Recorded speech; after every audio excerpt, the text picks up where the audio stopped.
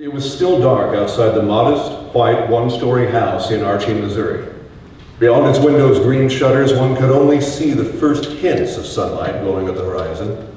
It was dark inside, too, except for the dim light from a lone oil lamp. Its glow extended only a short way into the room, illuminating the pages of a Bible. The silence was broken only momentarily as the man flipped the page. He had been reading for a couple of hours now, not really paying attention to the passage of time. He had a train to catch soon, and had stayed awake reading the good book while he waited. Before this, he had calmly heated some water on the stove to wash up, put on a fresh set of clothes, and then did some writing. He sat near the bed, and on the nightstand next to it were the 2 letters he'd prepared. In them, he expressed how he felt he had been given an unfair lot in life since his brief stint in the state penitentiary. How he felt he couldn't properly provide for his family, and how tomorrow he was going to meet with the one responsible. He also explained how his affairs could be put in order using money owed him from those who hadn't closed their accounts at his butcher's shop before he sold it. Pleased with his writing, the letters were folded neatly and left where they could be found. After he wrote them, he walked into the next room and tucked in his daughter with her favorite doll, and then he sat down to read. Now, distantly, he could hear the low rumble of the train. It was almost time. Edward Bates Soper closed the Bible, laid it down, and stood. He let out a deep sigh and stretched, his muscles tight after sitting for too long. It had been a few hours since they had really done anything, though it had been familiar work for them and none too tiring. He gathered a few things, some money, his hat, his house key, and then took one last look around. In the bed, his wife and 2-year-old son lay peacefully, as they had been the entire time he had been reading just feet away. Her head was nearly unrecognizable after sustaining several blows from the axe that was now leaning in the doorway. The boy's head was split in 2. In another room, his 6-year-old daughter had suffered the same fate. Edward blew out the lamp, put on his hat, and left through the front door to catch his train. The lock clicked, and he disappeared, and all inside was silent again. This is Show Me Murder. Now, I gotta tell you, I wasn't sure how I was going to present this program tonight, and when I first recorded this program, I had a whole different intro written, but right before I hit record, what I just read to you occurred to me, and I gotta say, it's a good intro, right? I don't feel too bad in saying that. It really came to me. I don't feel like I can take credit for it, so I don't feel bad in saying that. But I do want to elaborate a little bit on who I am and what I did here, and thank you, Vicki, for that kind intro. As she said, I am Michael Lear. I did work in radio news for 19 years, had the privilege of working for Missourinet before I came here, and I think Bob is watching online tonight. Bob, pretty good friend, and many of you are familiar with him and have probably seen some of his programs, so I hope I make Bob proud doing this tonight. And as Vicki mentioned, I did work at Missouri State, still do work at Missouri State Penitentiary giving tours, and have done that for the past 10 years. And I have to say that's really what ignited in me. I always liked history, but I don't think I realized how much I liked history until I started doing those tours. And so, taking my radio background and my love of history, I wanted to do something with it, and that's where this podcast came from. Now, focusing on crimes in Missouri and history in Missouri allows me to do 2 things. Now, on one hand, it sounds limiting, right? You're only doing true crime in one state. Who's going to listen to that elsewhere in the world? But I very quickly realized that through doing this, I could cover crimes that even hardcore true crime fans who have been following it for years have never heard. And I would wager that 90% of true crime fans have never heard this story I'm going to bring you tonight. And I've done the Greenleaf's kidnapping, and I'll do James Earl Ray at some point, but I want to bring some of these new stories to people. And so I really could have done anything history. I love history, but true crime being as popular as it is, I decided to focus on that. But the other thing it allows me to do, I didn't want it to just be true crime for true crime's sake. I didn't want it to just be entertainment. I wanted to look at some of the social issues that these cases can shed some light on and start some discussions. And so with this one now, in other cases, I've looked at domestic violence issues, I've looked at mental health issues, I've looked at what I feel are some important things, and frankly, I can't get to all of them. I am a one-man show. I can't get to everything I want to do, but in this case in particular, you're going to hear some quotes tonight from Dr. Angeline Stanislaus with the Missouri Department of Mental Health, and I want to thank her again and the Department of Mental Health for taking part in this. There were some letters left behind by this man you're going to hear about, and throughout my research of his story and the years that people were looking for him, numerous reporters and family and friends were asking, he must be crazy, he must be out of his mind. And so I wanted to answer that question. So I appreciate her taking the time and graciously doing an hour-long interview with me. And if you enjoy what you hear tonight, I encourage you to listen to that and hear some of that discussion. And if you enjoy the other shows in my podcast, listen to some of those discussions of the issues that these stories can raise. But that's a little bit about what I hope to do with this podcast. So show me a murder, you'll see that symbol when you find it online, and let's get back to the story. John Soper was a peaceful man. He was the sixth of 13 children and the first son born to the first white settlers in what today is Cass County. Now, John was reportedly quite a partier in his youth, and with some writings suggesting he may have enjoyed drinking more than most. As we see here in this from the, as you can see, the history of Clay and Platte counties, these are great resources for some of these biological insights or autobiographical insights. And so in this case it writes, by adulthood, John was said to have, quote, reformed and become one of the most steady, quiet, and exemplary citizens of the community. He was a man of marked intelligence and great energy, and he was rapidly coming to the front as one of the representative men of the county. You hear that phrase a lot in these books to talk about people who are really up and coming in their local communities. Now, by the late 1870s, John and his wife Sarah had 6 children, some of them coming into adulthood. And he owned a farm about 4 miles south of Kearney, Missouri. And so if you can see Kearney up here close to the upper right corner, and then here is the Soper farm, right down here, okay? Now he is said to have been peaceable, industrious, and mild-mannered, never speaking ill of anyone, and thought to have no enemies. And so local residents were shocked then when they found out he had at least one enemy. On January 30th of 1880, while he was out feeding his livestock some 75 yards from the family's house, those inside heard 2 quick gunshots. Now, the family and the kids start yelling outside, "Father, Father, come quick, someone is being hurt." But they got no answer. But when they went outside to investigate for themselves, they see a man pointing a pistol at the ground. He fires 2 more quick shots, then he takes off running into the woods. When the family ran to the scene, one by one, they cried out in anguish at seeing it was John who was being hurt. He lay on the ground speechless and motionless, his head and face covered in blood. The reports say John was carried into the house where he died just a few minutes later. He had been shot 4 times in the head. Any of those would have been a fatal wound. Searchers were sent in all directions, but the killer was not caught. The local officials gathered and prepared a petition to Governor John Phelps asking for the highest possible reward to be collected for this man that they called harmless, innocent, and unoffending. $1,200 was raised locally. That would be nearly $32,000 in today's money to go along with any sum the state could put forth. Several people were arrested for the crime, including a clock repairer and some of the Soper's neighbors. Now, they were all eventually released, save one. Thomas Maid, one of the neighbors. If you can read it here, that is the Maid property right adjacent to the Soper farm. Thomas Maid was indicted by a grand jury, but after spending about a year in jail, he was never tried. The reward money that had been raised to be given to him, there are a lot of efforts locally to give that reward money that had been raised to him and his family because of that year he had spent suffering in jail and the suffering that they had endured during that year. Now, there was some suspicion reported early on that one of John's own sons, Edward, may have had a hand in the murder, but he was shown to have an alibi. Years passed, the case became local lore, recorded in history books like the one we just saw, and it was likely that John Soper's killer would never be found. The Soper family then tried to move on. Now, John's oldest son, Samuel, studied at what today is Truman State University in Kirksville and became, quoting, one of the Missouri's most distinguished educators. Another son, Archibald, became a druggist in Kansas City. Now, it wasn't long after John was murdered that another in the family popped up in local gossip. And here it was Edward again in 1881. He had been briefly suspected in his father's murder. Well, now he was sent to Missouri State Penitentiary here in Jefferson City for grand larceny. He had stolen a horse and was sentenced to 2 years. The life at MSP was difficult for convicts in the 1800s. They were used as labor, either in building and maintaining the prison structures or as for business owners who were profiting off of their hard labor. In addition to poor food, worse sanitation, and what at times was brutal manual labor, corporal punishment was used for those who misbehaved, including water torture and floggings with a cat of nine tails.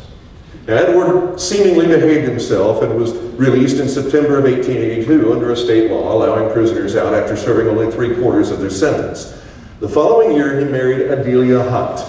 The couple had 3 children, though one, Samuel, died a month after his birth in 1884. Maud was born around a year later, and Gillis was born in 1888. The family lived on Soper's mother's farm for 6 years. Now, by 1887, when his brother Samuel died of what was thought to be malaria, Edward was running a drugstore in Kearney. The family moved to Arkansas for a few years, and then in 1890, they moved to Archie at the southern edge of Clay County. And so I did pull up a map here from Google to try and give you an idea then of the setting that we're talking about. And you can see, of course, now here we are over here. Here's Columbia Just City. And you've got Kansas City. Well, we started off up here. Here was Kearney, and the farm was just south of town. And so now we're talking about Archie. So here we are, we're about an hour and a half south of the Kansas City area in today's driving time. Now, this little town at the time of about 270, which like so many others, was founded to be a stop on the railroad. And by 1890, it had several shops, several doctors, and at least one hotel, a bank, and of course, the railroad depot. When Edward came to town, he saw the need for a butcher, and so he took on that occupation. Now, Soper and his family were welcome to the small community. He came from a family that was well known in that part of the state, and the family made many friends. He was generally considered polite, but people noticed that he often wouldn't look another person in the eye. He also had this habit of saying, yes, sir, when completing a sentence. In some of his statements, he called everyone brother, way before that was a common practice like it is today. Now, some claimed he never laughed and avoided conversation. Soper did good business in Archie, but by early the following year, it became common knowledge that he and the family were planning to move out of town. Soper arranged to sell his butcher shop, rent out his home, and began collecting on accounts that weren't paid up. On Tuesday, April 21st, 1891, he went to the town of Adrian, about 12 miles south, and returned late in the afternoon. Now, people who spoke to him said he expressed plans to go into the dairy business there, or maybe in Garden City. Early the next morning, he bought a train ticket, and he left for Kansas City. Now, for the rest of Wednesday, the people of Archie went about their business. The day was all but unexceptional, but neighbors noticed it was quiet around the Soper home. The 2 young children were not seen outside, laughing and playing as usual. Adelia wasn't hanging out the wash to dry or tending to the flowers and the shrubs around the home. There was no hint of any activity at all.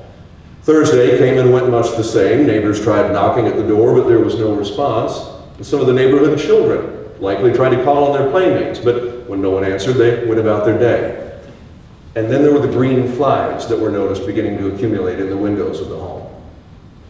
Now, finally, by Friday afternoon, the locals decided that it was time for someone to check on the Soper family. Milton Hodges, a local justice of the peace, was called upon. Approaching the home just around dusk, he knocked, and all the windows' blinds were down. He found that one window at the rear of the home was covered by a screen. He forced it open and climbed inside. Now, from this, a small storeroom, Hodges made his way into the kitchen and then into the dining room. He had expected to find that some meat had been left out, as he was looking for the source of the flies and the stench that was growing stronger the further into the house that he went. The inside of the home was dark, so dark that Hodges and the 2 men who followed him could just see well enough to walk around objects that were on the floor and avoid walking into things. They stepped around the children's rocking chairs and a toy wagon. When they reached the sitting room in the front room, they raised a blind. The light revealed, on a bed in the sitting room, 6-year-old Maud laying motionless. The men didn't believe their eyes at first, but looking more closely, they saw that Maud was dead. Her head had been bashed in. The blood all around her had long since dried.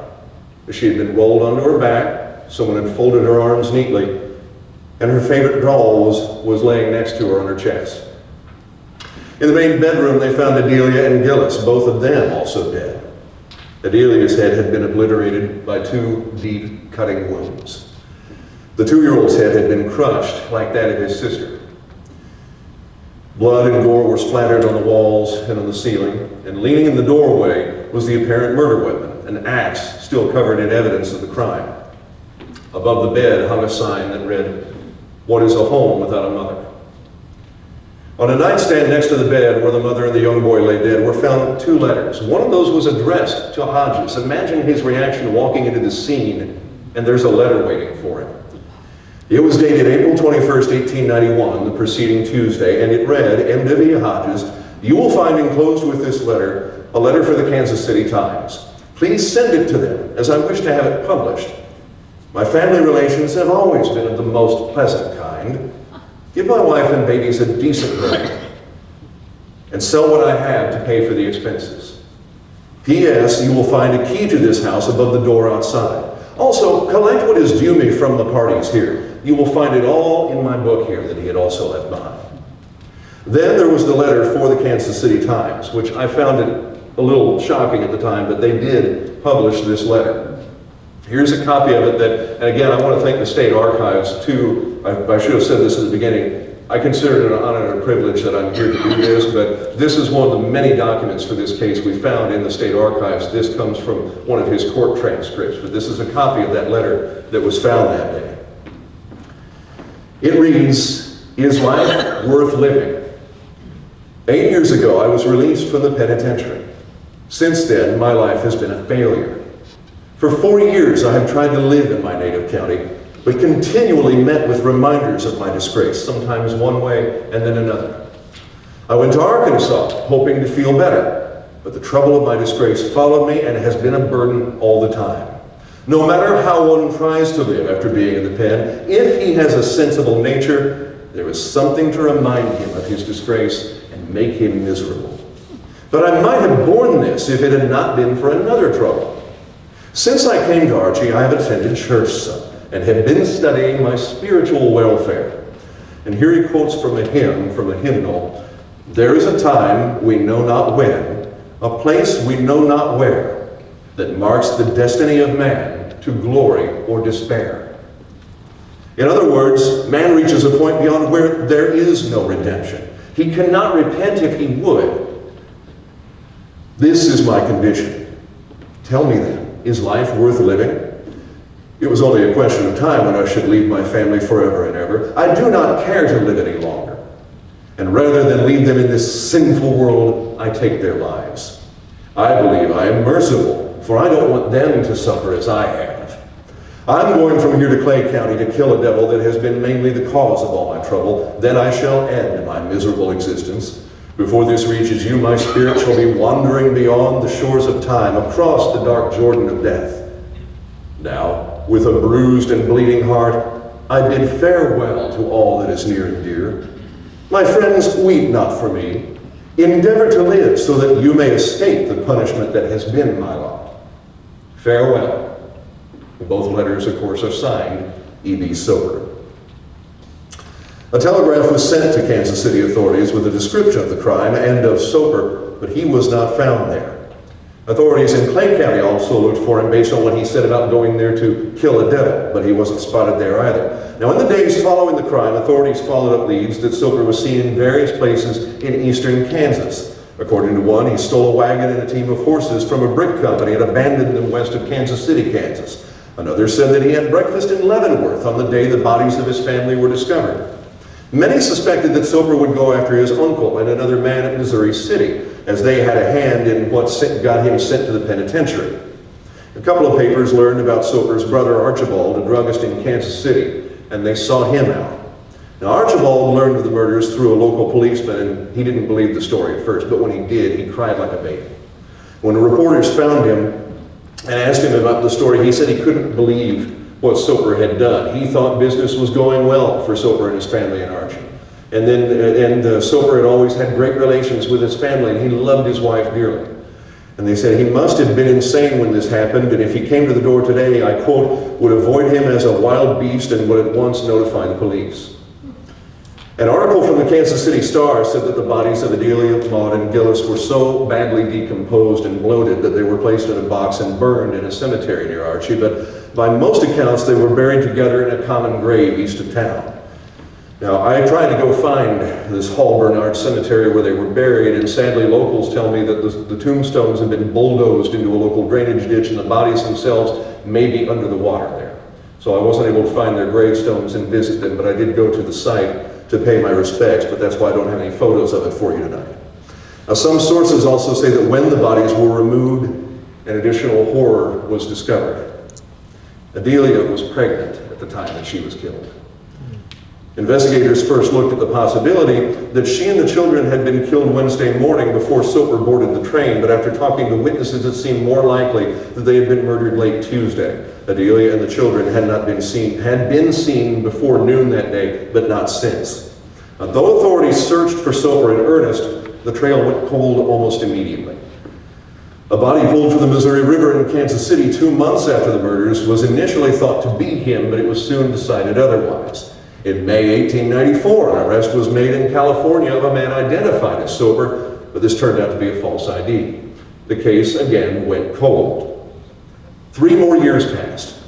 The murders of Adelia and her children, and whatever became of Edward Bates Soper, seemed to be passing into legend, along with the murder of his father. Then, seemingly out of nowhere, in June of 1897, newspapers declared that Soper had been caught. Those who remembered the same headlines running 3 years prior were likely skeptical and expected to learn it was another case of mistaken identity. But this time, the killer had been supposedly found in Oregon. He had been living under an assumed name, had remarried, and had left his wife there, taking their 2-year-old child, who he had also reportedly killed. Only this time, the story didn't go away. Soper had actually been found. And he was found by chance thanks to then Jackson County prosecutor Frank Lowe. And it all began when he saw this. Lowe was glancing over newspapers in a YMCA when he noticed this article in a Portland Evening Telegraph about a woman looking for her husband and her 2-year-old child. The woman, alternately described as having been a widow or having divorced another man, said her husband had never said an unkind word to her and had typically passed all his free time at home. But one afternoon, he took the child and said he was going to see a shoemaker. He took $250 with him. She said it was normal for him to keep that kind of money on him, and he never returned. She hadn't seen him or the child since. The article referred to her as Mrs. Soper. Lowe had a brother, Sam, who was a Kansas City police officer. Now, Sam was a rookie and had been doing fairly menial jobs, often spelling other officers. Well, Frank thought Sam was meant for bigger things. It was also a chance for Sam to collect an outstanding $700 reward, almost $23,000 in today's money. So, Frank kept quiet about his theory that this missing husband was Soper. He got Sam, and the two made plans for the latter to go to Oregon and make the arrest. They quietly secured requisition papers from Governor Lon Vest Stevens, and away Sam went. When he arrived, he learned that Soper had been working for the Pullman Rail Car Company as a cleaner of their sleeper cars under the name Sandy Preston. He learned that after leaving Portland, Soper had gone to Oregon, and eventually to Portland, Oregon, and eventually to Ashland, Oregon, where he had taken the name Homer Lee. Soper was apparently interested in buying or had leased a fruit farm, and in the process was working in irrigation ditches. Sam posed as a tramp and got a job with the same team. Once he was sure he had his man, he got a buggy and returned to the work site where he confronted Soper with a revolver. When Soper was confronted with his true identity, he said, "God, to think I should be arrested after so many years." And he didn't resist, and he made no attempt to hide his identity. Lowe quickly and quietly smuggled Soper through Portland to avoid local authorities making any claim to him. The two even hid in a boxcar one night until the train that would take them to Omaha set out. Lowe talked to Soper about the whereabouts of the 2-year-old who he had taken with him when he left his wife in Albina, which today is a part of Portland. She said that Soper had sent her a letter saying the child named Gillis. Now, did you catch that? That's the same name as the son he had murdered back in Archie.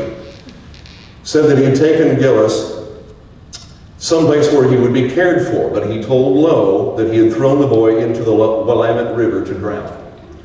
Lowe said that during their journey east, Soper would often wake from his sleep shouting, "He can't swim, poor fellow!" But that was the only remorse he ever showed for any of those crimes in Oregon, except for the fact that he told his wife his real name, which of course is what eventually got him caught. Now, Soper's wife, Katharina Henriette Brown Liu Prince, who had left with little or no money, had been working as a domestic servant to raise money for a reward for finding her son. When confronted with the report he had been killed, she initially didn't believe it. She told an Oregon paper, quote, "He has always been such a kind husband and so good to the children. I am ill from grief alone, and if I don't get the child back, I shall die." Her aunt came to care for her and described her as nearly dead from grief. Soper told the Lows upon arriving in Missouri that he would write his wife about their child, and he did. "My dearest Katie, I write you once more to ask you to forgive, if possible. No one can realize what I have suffered unless you do." He told her that he had buried their son and where to find him. He said, quote, "It was this same old melancholy feeling that comes over me that caused this, and you know that you were talking of taking poison, as if he's trying to somehow spread guilt beyond himself." He offered to send her what money he had if she would take it. Quote, "Please tell me where to send the money, and then I hope to feel some better. Your loving but unworthy husband. P.S. Don't hate me, for I can't help it." Now, as with his earlier letters, Soper here shows no remorse for his crimes and tries to paint himself as a victim, perhaps suffering from some mental issue that has led him to kill. After receiving Soper's letter, his wife went to authorities in Oregon, who searched the area where he said he'd buried the boy, but the body was not found. They suspected this story was a lie and that the boy had indeed been thrown in the Willamette. But one man would not quit looking. Now, papers only identified him as a Dr. Kessler, but he wrote Soper again, seeking a further description of where little Gillis had been buried. Soper's reply was apparently no more clear than his first description, but Kessler kept looking. In July of 1897, nearly a month after Soper was taken from Oregon, Kessler located a mound near the mouth of a gulch, and beneath it was the body of an infant. It was identified by his clothing and its cap as being little Gillis. An investigation then revealed further horror. The doctor said it appeared Soper had attempted to strangle the child, but had only rendered him unconscious. Believing the boy was dead, he then buried him alive. The child had awakened in the shallow grave and tried to free himself before suffocating. The mother, who still had clung to the belief that the boy was alive, was then crushed, unfortunately, by this news. Gillis was buried in an unmarked grave in the Lone Fir Pioneer Cemetery in Portland. Soper was secured in the Cass County Jail, where hundreds reportedly came to see him and confirmed that it was indeed him. Now, he remained in that jail until his trial, which began with a jury selection November 30th of 1897. The following day, the little town of Harrisonville was filled with spectators hoping to catch a glimpse of this man and of his trial. It appears Soper was tried only for the murder of his wife. This was likely strategic. If they somehow didn't find him guilty of this murder, they could then pursue murder trials for the two children if necessary. Soper's mother, one brother, and one sister were among those in the court to support him. His brother Archie, the one who feared him as he would a beast, did not come to the trial. Newspapers rightly predicted that Soper would present an insanity defense. He made a statement that on the night he was born, his father attempted to kill his mother, and therefore he was a child of crime. For about 2 hours on the opening day of testimony, his court-appointed attorneys put his mother, his sister, and a Cass County deputy on the stand to present testimony that he was insane and that insanity ran in his family. They testified that Soper's grandmother had been insane, as well as 2 of his father's cousins. 3 doctors were called to testify that Soper was predisposed to insanity. They testified that he suffered from paranoia complicated by religious delusions. Other doctors testified that he was as sane as anyone. The defense also attempted to highlight Soper's relationship with his family before the murders, saying that he had been nothing but loving and kind. They cited this as further proof that he had to have temporarily lapsed from sanity when he brutally murdered his wife and 2 children. Prosecutors sought to prove that Soper was always mad, and they cited his stint at MSP and his preparations to leave Archie in the days before the murder as premeditation. Soper is said to have broken down and wept bitterly when prosecutors read the letter that he had left on the nightstand next to his dead wife and son confessing to the killings. During testimony, additional details of the night of the killing were brought to light. It was said that Soper killed his wife and children after they had gone to sleep around 11 o'clock on the night of Tuesday, April 21st, 1891.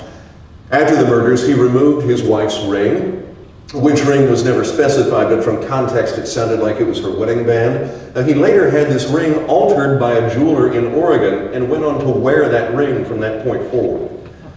He heated water on the stove so he could wash off his family's blood. He left that pan sitting on the stove where it was later found by Hodges, who said he found clotted blood in it. Then he returned to the bedroom where his wife and son lay dead and wrote by lamplight next to their bodies, the 2 letters that were later found on the nightstand.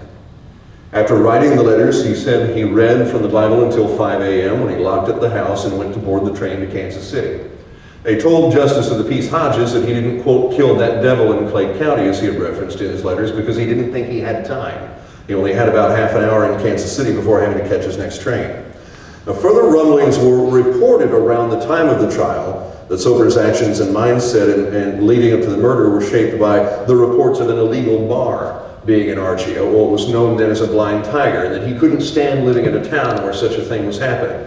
Another rumor was that he argued with his wife about her having joined the Christian church, which he sometimes attended with her and the children, and that was somehow a motive for the crime.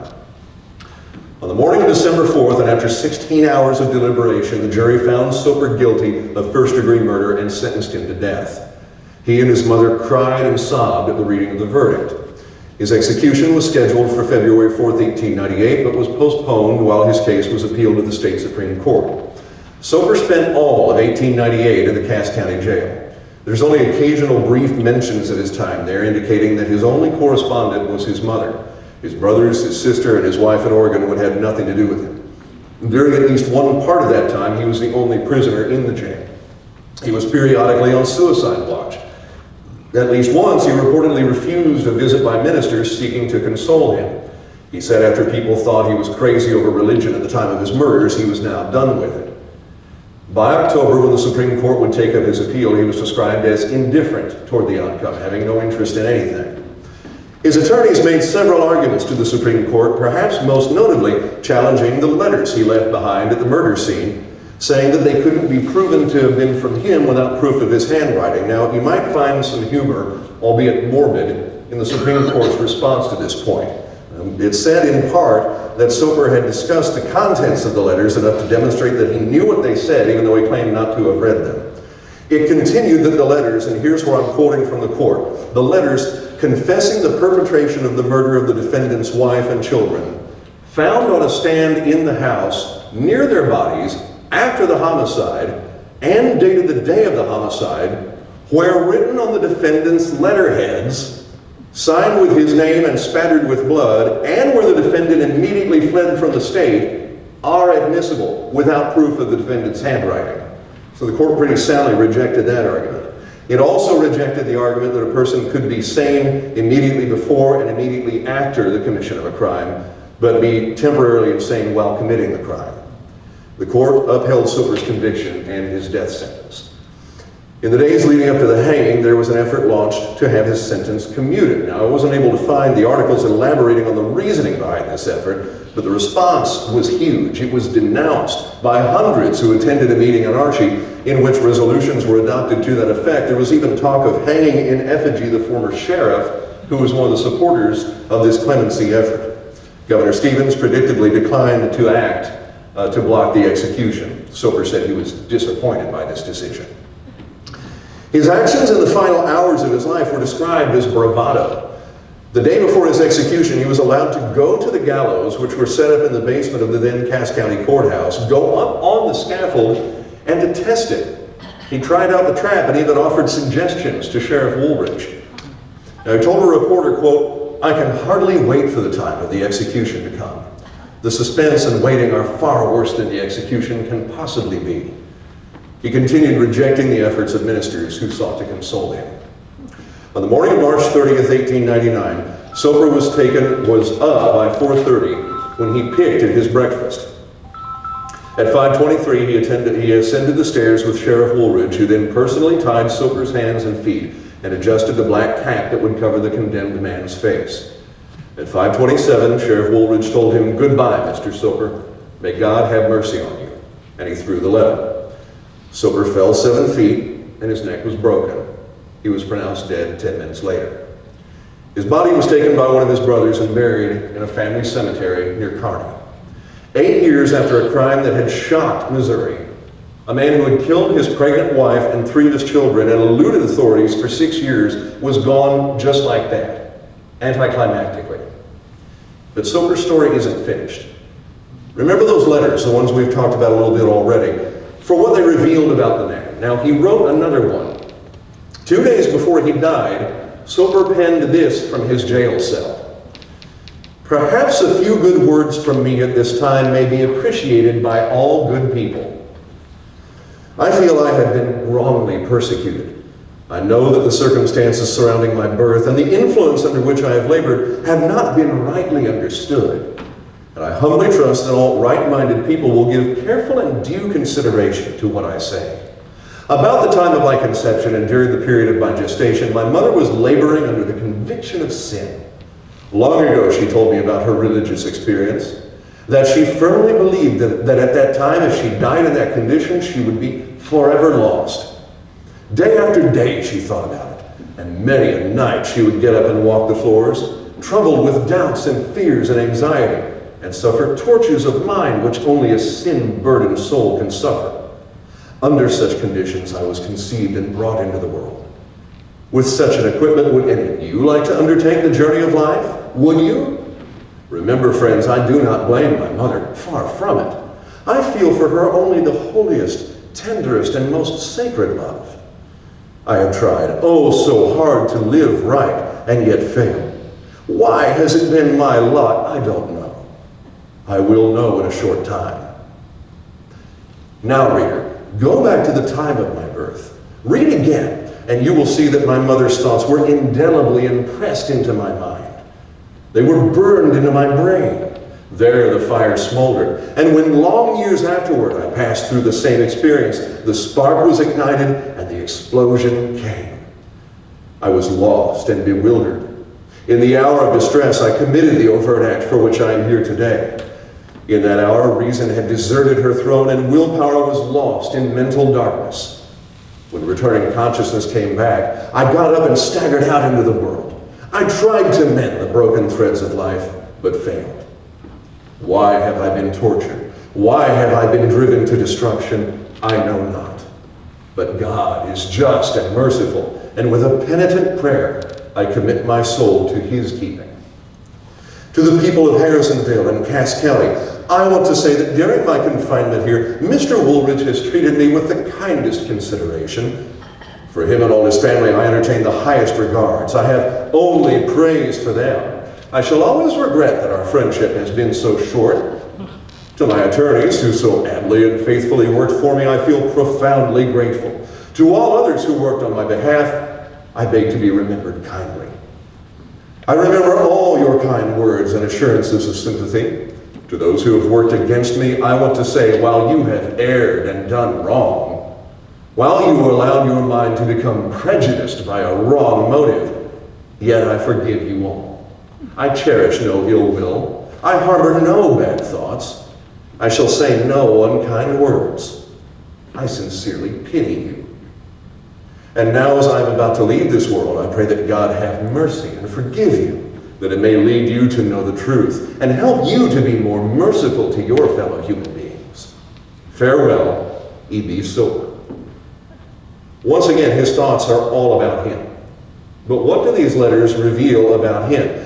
This is where I bring in Department of Mental Health, Dr. Angeline Stanislaus. And again, I'm so grateful for her taking the time to sit down with me for an hour. And I posed to her the same question that so many people asked throughout the course of all these articles, and his own family asked, and now I was asking more than 100 years later, was this man crazy?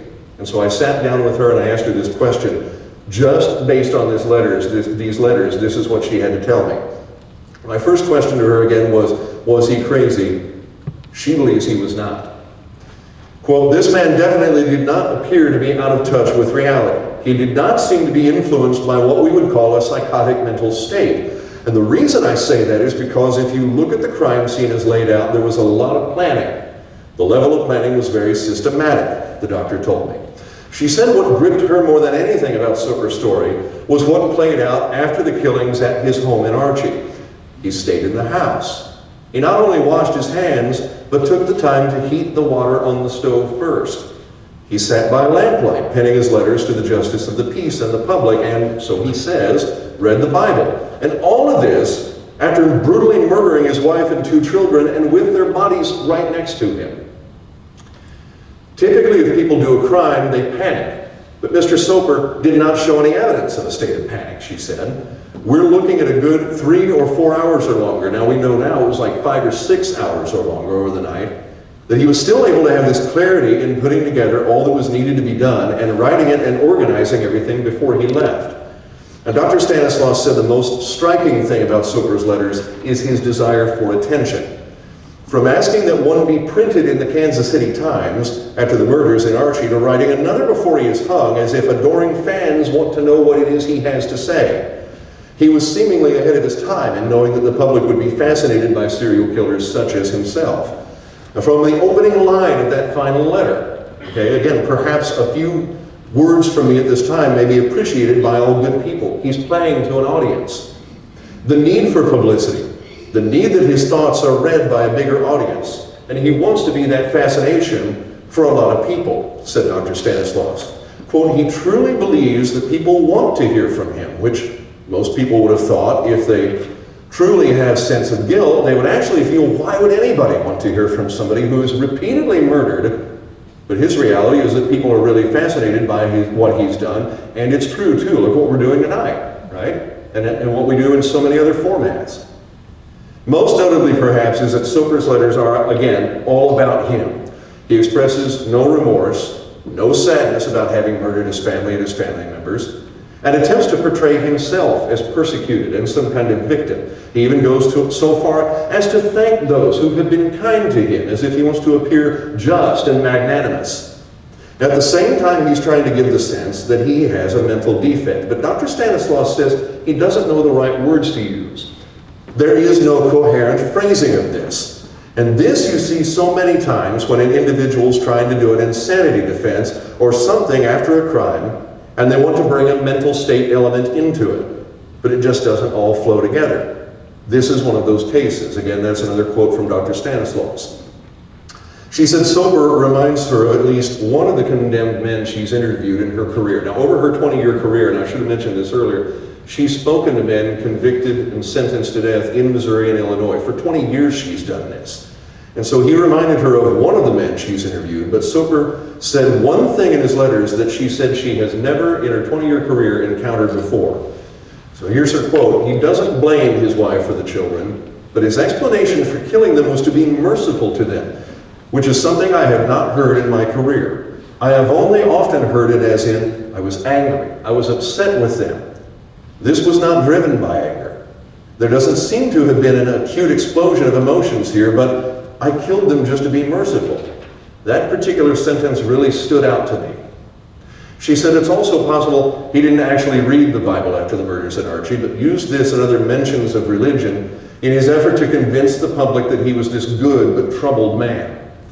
Even she could not guess as to motive for any of the murders he committed. She said the only person who could answer that question was him. And given her background, she said she wished she could have interviewed this man. Now, I thought that what she had to say was fascinating. Again, if you want to find that full interview, it is with this episode on my podcast. If you thought any of this was interesting, I encourage you to listen to the whole thing. But wait, there's more. At the beginning of tonight's presentation, of course, I started off telling you about John Soper. And I told you about his murder. And I didn't come back to it until now. So you all know what I'm about to tell you, right? And I'll even pause for a second and tell the person next to you, and you folks watching at home, I'll give you a second, tell the person next to you, what is it that I'm about to tell you about John Soper? Edward killed his father. Right, you guessed that right. At the beginning, according to an article that was carried by papers including the Sedalia Democrat, Soper told Sheriff Woolridge that he had committed the crime. But the confession was not made public until the execution. Now, it occurred to me just the other night while I was prepping this, that's probably because they didn't want anybody to come forward and say, hold his execution while we prosecute him for this other crime. They wanted to get it over with. It's probably why this didn't come forward until that late. He said that at around the age of 6 or 7, he developed this grudge against his father that only grew stronger as he got older. He eventually decided to kill him. and he thought for years about what would be the best opportunity. He knew his father fed his cattle each evening and decided that would be the best time. On the night of the murder, he finished his work early and said he would go to the literary society meeting in town. Instead of going to town, he stopped in the woods, waited for his father to come out, and then went out to it. When John turned his back, or John asked him why he hadn't gone, he said, well, the creek was too full, I couldn't cross it. When John turned his back, Edward shot him. Edward ran to a creek, said he threw the gun into a deep hole, and then he ran to the society meeting. He was late, but not late enough to arouse suspicion. So think then too, remember Thomas May, who sat in jail for a year with a wife and kids to feed. And this man, not only for that entire year said nothing, but then 18 more years passed. And he said nothing, while friends and family still may have wondered about May. Did he do it? Okay, so this is another person victimized by Edward Bates Soper. So he murdered 5 members of his own family, and you all figured out that he murdered his father, right? Did you catch the other one? Do you remember Samuel, Soper's brother, considered one of the most preeminent educators of the state? And you might remember me saying that he died of what was thought to have been malaria. He died of malaria in January. Very unusual time to contract malaria. And he also died shortly after Edward visited him. And if you remember, Edward was working as a druggist in Kearney at the time, and he had brought his brother a special prescription.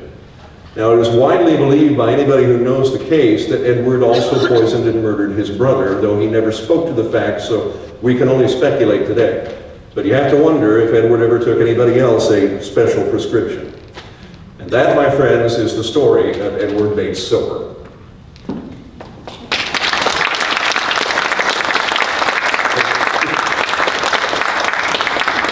Anybody have, I think we've got about 10 minutes, 15 minutes left. Did anybody have any questions about this and the podcast or anything else? Yes, sir. Did Dr. Stanislaus ever compare his state, whatever it was, to other heinous killers? I don't know which specifically killers she compared it to. Now, as I said, she referenced the fact that she's talked to killers in this state of Illinois for 20 years. And she never told me specifically who she was comparing it to, but she had my script and therefore the letters for a good month before I spoke to her. And she spent that time not only going over it, but she did only in her own mind think about, well, this sounds like this guy I talked to, and this sounds like, and some of the input that she gave me in that interview, I mean, it was fascinating for me. Just to get that kind of insight. And I was thrilled to death she was willing to take the time to do it for this, no-name podcast, and what the heck am I doing? But it was fascinating for her to do that. So in her own mind, yes, but she didn't name to me any specific ones. And some of those guys, of course, are still in prison, and their cases may be going before various courts at some times, and that's probably part of the reason why she didn't go into specific names. But as I said, she found it very reminiscent of some of the people she's talked to, except for that one line. Anybody else? Yes, sir. Not being a medical profession, I'm sure they have definitions of a lot of terms where she said he wasn't crazy. Mm-hmm. But for a simple person, wouldn't crazy be something so far out of the normal, good or bad, and you would define that as crazy? Mm-hmm. And So, this guy seems to be a complete narcissist and with no empathy. Just going around killing people, and apparently it doesn't even run strong. so and for the look at that as like, you're off the nuts for it, buddy.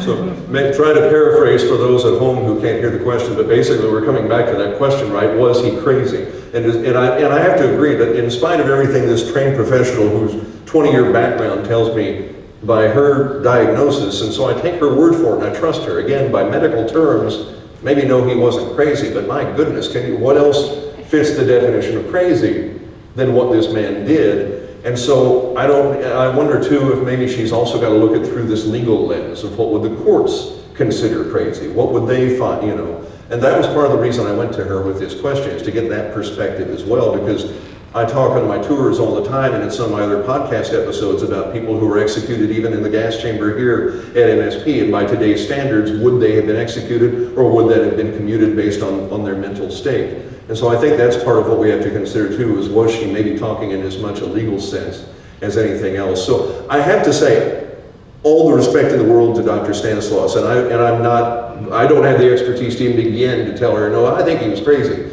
But yeah, it was a question that I was left with even after that discussion with her that, again, I hate to be a shameless plugger here, but listen to the interview for yourself and hear everything she had to say, because I'm only giving you snippets of it. But you raise a fair point. I mean, if that's not crazy, what is?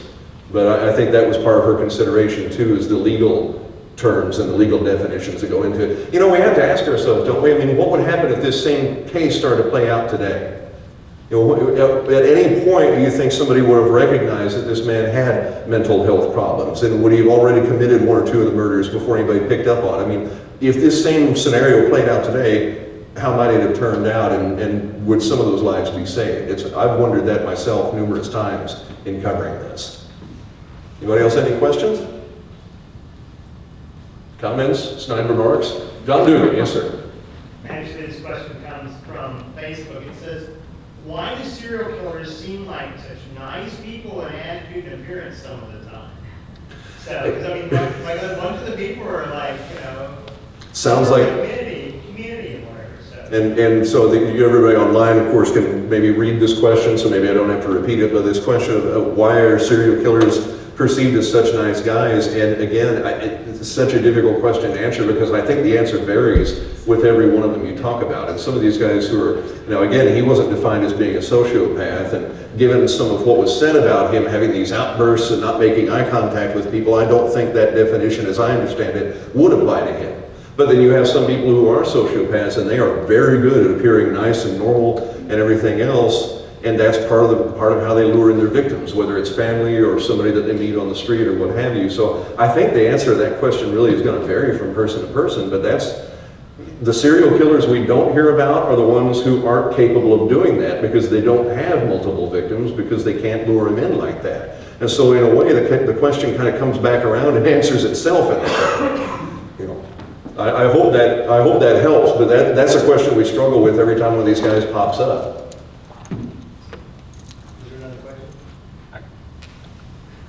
I have a question. Okay. Maybe I missed it. Do you feel like he had any other victims that we don't know about, or the only ones that he talked about tonight? Okay, so and Brian, thank you again for all the work getting this set up tonight and participation and everything in this event. And the question for those listening on home was, do I think he had any other victims?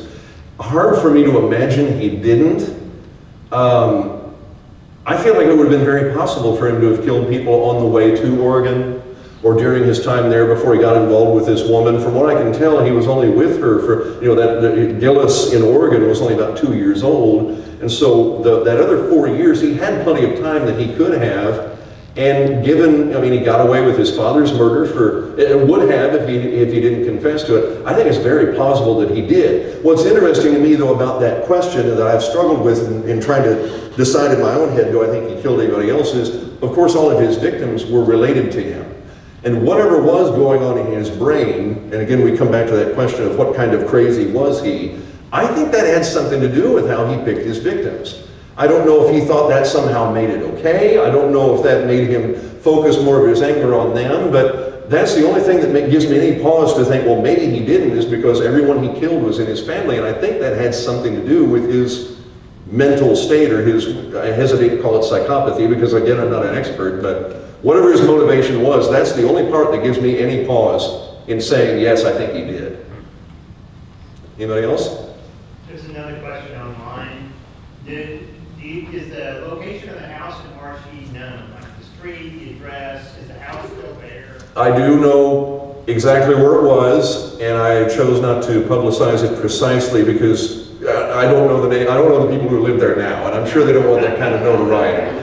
I can tell you that on the spot where the house stood is now, it's basically a backyard behind another property. So there isn't a house on the spot where it stood, but I have found it on plat maps and on Google Maps, and I've driven by it, but I'm not. I thought maybe out of respect to the current inhabitants, I shouldn't go any further than that. Yes, sir? Did they take photos of crime scenes in those days? You know,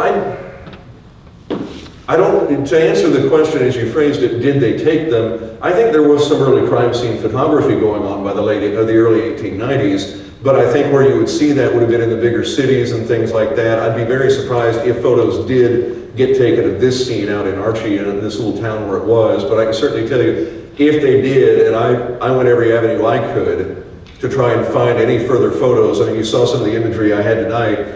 If I had had them, I would have used them in some form. And let me tell you, I don't give myself too much credit as being an expert in finding these documents, but the folks I've worked with at the archives and at the local county historical societies and others, they know the places to look. And so after checking with them and checking with the local county courts, who everything they could find had already been destroyed, long since destroyed. So if those pictures ever existed, we certainly weren't able to find them. Now, I would question whether, again, in a case in Archie, maybe there weren't pictures taken, but there were other documents I was hoping to get the original letters if I was very, very lucky. But I think a lot of those things, if they ever did exist, like pictures that are long since destroyed. Yes, sir? Were you able to find and interview any family members or down the line? So that is one avenue I didn't pursue in this particular case, and there are other cases I'm looking at now. The question was, did I find any members of the family related to the Sopers and interview them, or maybe even some of the others involved in the case, like M.W. Hodges. And this is one case where I chose simply not to follow that avenue, at least not yet. I may come back to it, but that, I have to admit, is owing to the fact that with this podcast, I'm a one-man show. And so I pursue each case differently. Now there's one that I'm looking at, and I don't want to get too much into detail here because I haven't spoken to these people yet, so I don't want to, until I talk to them and get their permission, but there's one particular case where I may have some leads on members of both the victims and the perpetrator's family in this case. So that will be an outlet I pursue in that case, and basically it's kind of what do I think is appropriate in any given case. So in this one, I haven't done that, at least as yet. Yes? Where's your podcast? I appreciate that question. Where's the podcast? I'm going to be perfectly honest. There's a paywall on Apple, and I haven't broke that yet. So right now it's Stitcher, Spotify, Pandora has picked it up, Amazon, and Google Podcasts are probably the 5 biggest places to find it. And I always tell people, if you can remember Missouri's the show me state, show me murder. But very easy to find if you just do a Google search. And then I also have a Facebook and an Instagram page, and I would love to hear interaction and feedback, especially if you listen to more of the episodes. I'd love to hear from you. So, John, did you have another question from online before? There's at least 2 more. One of those is, why was he not executed from the gas chamber? And you might even tie in the tours of the penitentiary with that too. Mm-hmm. So the one question was, why was he not executed in the gas chamber? The answer is we didn't have a gas chamber in Missouri yet. So we're talking about his execution in, I blurred my years together, 1898? 98 when he was executed. Anyway, Missouri didn't have a gas chamber until beginning in it was completed in 1937, first used in 1938. And so Missouri didn't have a gas chamber yet is the answer to that question. But we do, you asking me to incorporate, so we do talk extensively on the tours and even some other podcast episodes about kind of the history of the gas chamber and how it came to be. And basically the short answer to that is our state legislators here in the Capitol wanted to put an end to these hangings like the one I just described. Now his being in the basement of the county courthouse, it wasn't necessarily the spectacle that we think of happening in some of the other hangings that used to be done in every county in the state, or whatever county the crime would be moved on a change of venue. Because his was in the courthouse, the hanging itself was relatively contained. But remember when I said when the trial began and people were coming into Harrisonville just to see this crazy guy or to watch his trial, and what I maybe should have mentioned, but in this hanging and every other one of them, I guarantee you there were people in Harrisonville that day for the hanging, even though they couldn't get in the courthouse. And they would often turn out, sometimes thousands of people would turn up in these little towns to watch these hangings, and it was a public spectacle. And that was a term the lawmakers used when they were proposing, this is why we need to do away with this. So that's why we had the gas chamber at MSP, but we simply didn't have it for almost another 40 years after this crime happened. Yes, sir. Go ahead. You've done an excellent job of cataloging all this information. Thank you. May I ask, how long did it take? The question was, how long did it take me to put this together? And I like to throw this caution out when I'm plugging my podcast, because I got to tell you folks, there's only 8 episodes so far because of the amount of time I put into every podcast. And the simple answer is, I wanted to do this show my way. And my way is these deep, deep, detailed dives. I love finding those little details that maybe nobody else has found, but that's what I really enjoy digging for. And so the answer to your question is, this particular case I think I worked on for 4 months by the time I was done. And that's while working on other cases. So if I hit a stopping, brick wall with one, I'm still working the whole time. But I probably put 4 months into this one. I've got one I'm getting ready to release that I worked on in excess of 7 months. And so that's why there's so few episodes. Please bear with me. I will get them out there as quickly as I can, but I wanted to do it the way I wanted to do it. This was my baby. Yes, sir. You mentioned James Earl Ray. Yes. He was evaluated by a psychiatrist at the state hospital who lived here in Jefferson City, and he passed him on his, it always seemed to me that was, if you look into another story, James Earl Ray, a lot of people have covered him, but I thought that was the Jefferson City take.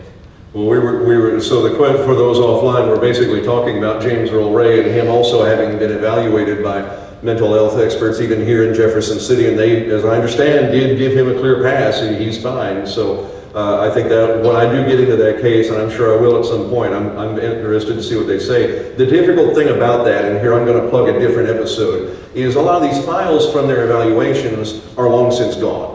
Or if they still exist, if they haven't been destroyed, especially from, say, our state mental hospitals, it's very difficult to get your hands on them unless you're a member of the family. I was very fortunate in one of the cases I'm working on now, and this is where the shameless plug comes in.